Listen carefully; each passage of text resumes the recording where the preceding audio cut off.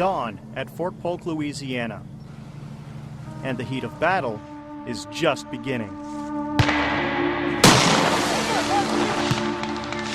For the next few weeks, every decision, every move made by soldiers here at the Army's Joint Readiness Training Center will be scrutinized. I haven't heard anybody return fire yet following this contact. Multiple RPG, IED, 2 vehicles here that can still be firing. Nobody's engaged anybody. They haven't really developed the situation, no tactical site exploitation or anything yet. Get ready to go.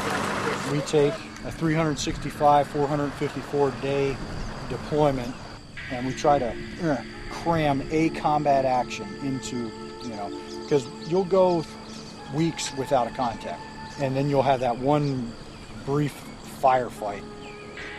We're trying to encapsulate that. And consequences similar to real-life combat situations.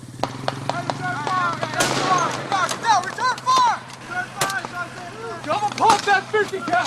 Pump it twice! Pump it twice! You still got rear security. Any more tourniquets? Hey, Hicks! Baskets, back them up. You got a sketch code. Right up! Another 10 feet!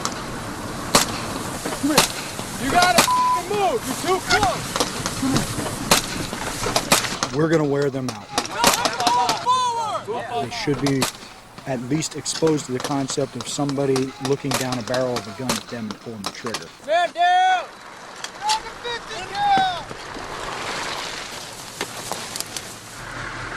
It's the concept of being out there and seeing that enemy. They're going to be more comfortable working under pressure. It's not only the Army that is training here. We incorporate many different things, and examples of those are Special Operations Forces, Marine Special Forces. We have partners with other interagencies, your host nation security forces. We get close air support and airlift support for every rotation. There's a wide variety of things that they contend with in a real joint environment. This is the, bar none, the most realistic training that we're going to get in preparation for combat. Training has been the name of the game at this rural Louisiana base for more than half a century.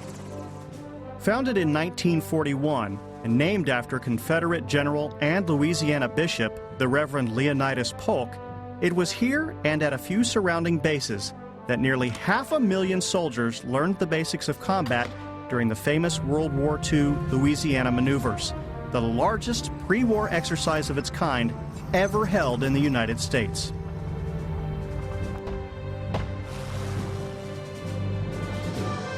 The post closed after the Korean War, but then reopened in 1961 during the Berlin crisis to again provide infantry training, a mission which continued through the Vietnam War.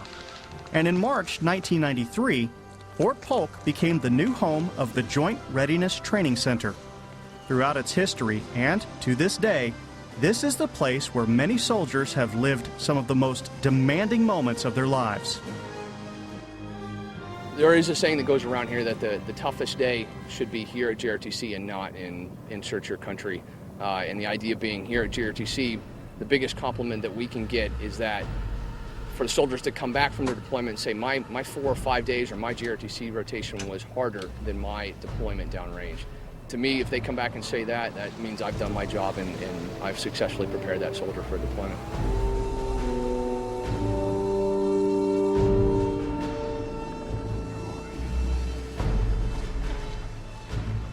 So, just what constitutes a soldier's toughest day? How does one recreate the rigors of insurgent warfare and an enemy with increasingly unpredictable ways? Meet the Geronimos, here to create a day of pure hell. Believe it or not, these guys are actually U.S. soldiers, playing opposing force to units in training. They tossed their razors, uniforms, and temporarily transformed themselves into renegades.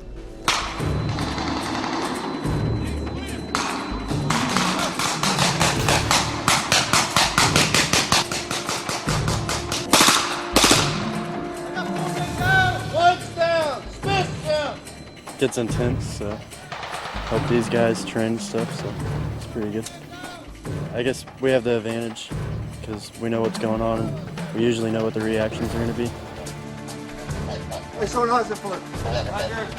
In that corner right there's a doorway. You see that? Roger. There's another doorway right in front of you. Side! Can you fire on them? Son, how's it blue? Down. Smith? See him. Well, fire on his ass. Run. Job. Well, I mean, we know they're going to mess up, and that's pretty much what they're doing here is they're coming here to learn, certain mistakes. So when they get there over in Iraq or Afghanistan, they don't make the same mistakes there. So we know they're going to screw up, so we're just giving them the training, and we just watch, and then they learn from what they made the mistakes here. Mistakes that could cost these soldiers their lives. No matter what's going on around you, never take your eyes off this guy, okay? Take this scenario. So we're going to go back, get back on the road here. Members of a combat convoy are tasked with escorting a civilian truck from one base to another. The 18-mile journey, a simple, straightforward mission. Or so it seemed. My particular job today is to take my machine gun over there and shoot at them, and they won't know where we're going to be, so they won't really be expecting it. The first thing that I thought as soon as I saw that sand pit was this was going to be a perfect ambush area for the enemy. They always teach you that, always look at the areas that you're traveling down and see if you were the enemy, if you would attack. And as soon as we pulled in, I said, if I was the enemy, this is where I would be. So I started looking for signs first off. I noticed there was a little bit of irregular brush on the top of the hill. And then as we drove around, we called back to relay the message.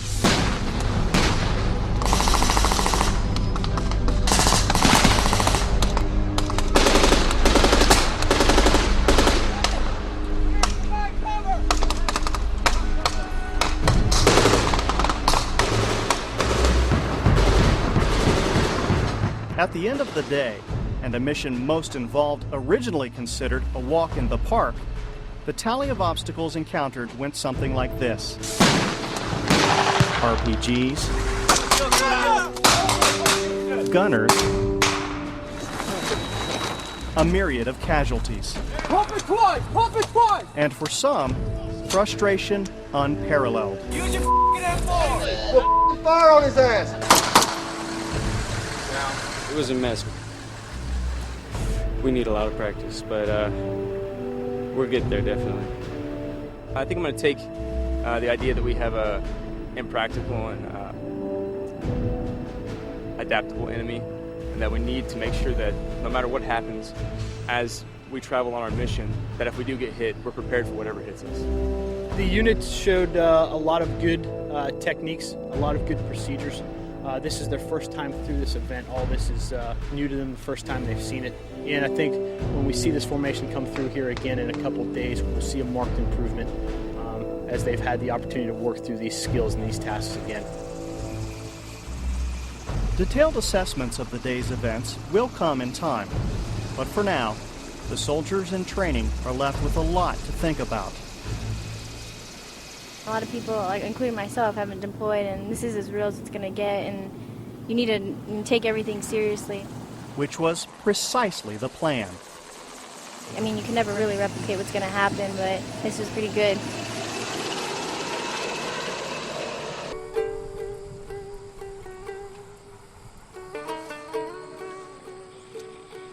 This is Puli Alam, and it represents a small village or town in Afghanistan. And in this simulated Afghan village, there's an emergency. An Afghan woman, pregnant, in desperate need of medical attention. And the unit will come out here and hopefully assess her and identify, does she take to a local national hospital or back to the U.S. hospital to get her treated. And there'll be other things going on, but the critical player is the medic, because he or she is the expertise.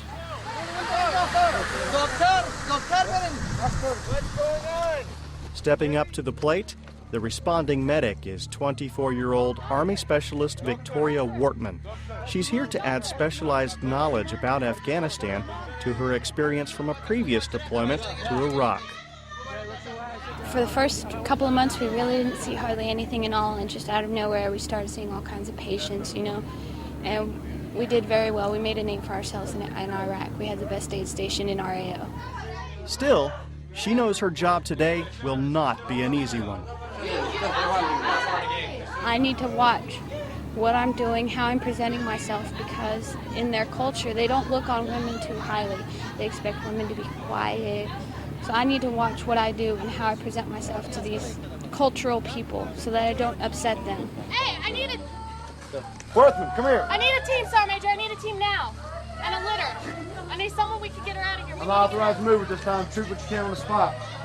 Despite Specialist Workman's untiring efforts to overcome this desperate situation, she alone cannot determine the final outcome. What I need is the doctor to come over here. When her team fails to provide timely assistance, the situation escalates. If they're taking their time and not moving fast enough, she'll actually go into shock. And then the reaction around her, the civilians will feed off of her.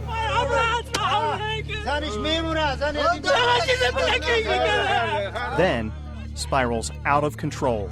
They'll go from peaceful protest up to riot, and they'll just become more difficult as the unit remains in this area.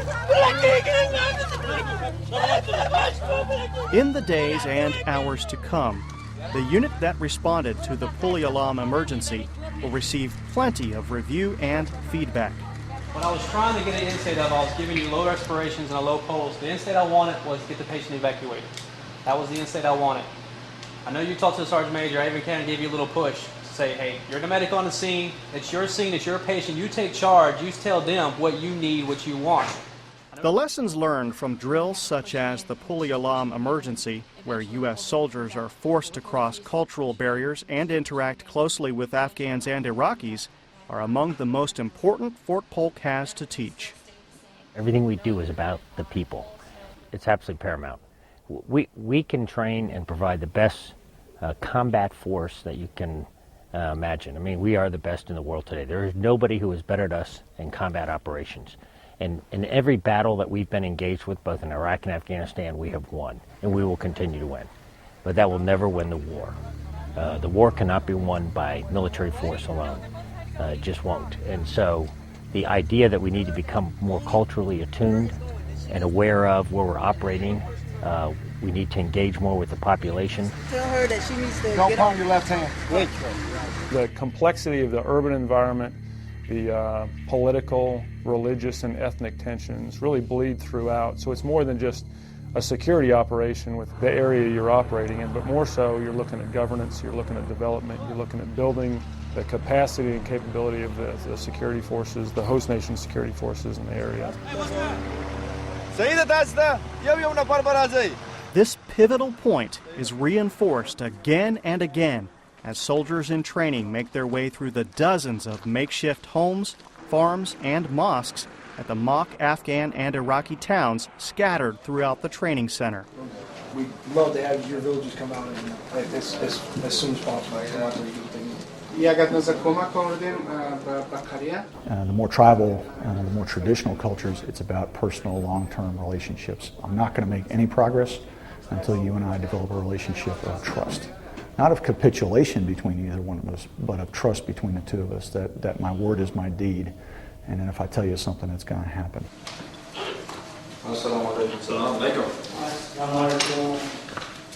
In late 2001, cultural awareness training at the JRTC took on a new intensity with the founding of Engagement University, the place where Army leaders spend 5 or 6 days learning the cross-cultural skills they'll need to negotiate, interact, and build relationships effectively in Afghanistan and Iraq. This type of training hasn't always been embraced by its participants. Our leaders, really at every level, approach the problem as one of, I have the weapons, I have the soldiers, I have the authority, and in one way or the other, things are going to go my way.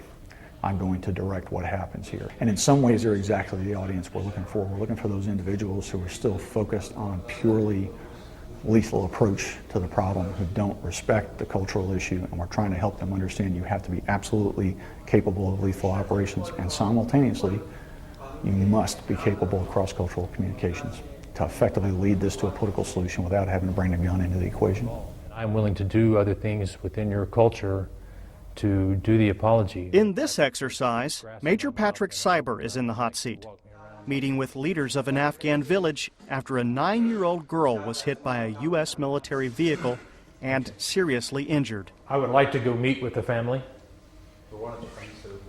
and I am prepared to present compensation to the family. Every word Major Cyber utters, every move he makes, is monitored and scrutinized by a team of observer controllers. This is part of counterinsurgency warfare, and that's what we're focusing on now. We're learning how to fight this. We were good at this at one time as an army, and now we're having to relearn it. So this is all part of that. And as always, there's lots of follow-up. And there was a little fumbling as far as with the weapon. When I first came in here, we said, well, part of the Afghan culture is if you're in their house, they're going to protect you. And so I didn't need to have my weapon. And because it is insulting to them, is that, well, if you're in my house, why do you need to have a weapon? And so trying to figure out, well, what do I do with it? I walked in here with it, and I know they don't want me to have it. Well, what's that going to look like? You know, you obviously recovered nicely from it in the actual engagement, but there was a little, I believe, kind of an awkward moment from my observations in terms of, you know, getting that taken care of. Well, that was the thing that we learned here, is that it's about building the relationships. It's about working with people, and we are ambassadors, and we need to learn about their culture and the people, and how to help them solve the problems that are there. I wanted to communicate something to the Afghan people. We get continuous repetitive feedback from the leadership, and the same thing from the soldiers while they're here. If you ask them when they finish up, they'll tell you the most eye-opening and probably the most valuable thing they did was come here, sit in a room, and pitch your wits against the role players that are here. What makes the Engagement University experience and the overall JRTC encounter so invaluable is the realism of the exercises here, an authenticity that's due largely to the hundreds of Afghan American and Iraqi American role players who volunteer at Fort Polk. After all, they know the peculiarities of their country and cultures better than anybody. We welcome you to our village, and we are ready to answer any kind of questions you have. For the sake of families still in Afghanistan, some role players asked us not to show their faces. But if the risk of supporting this training is so high, why get involved at all?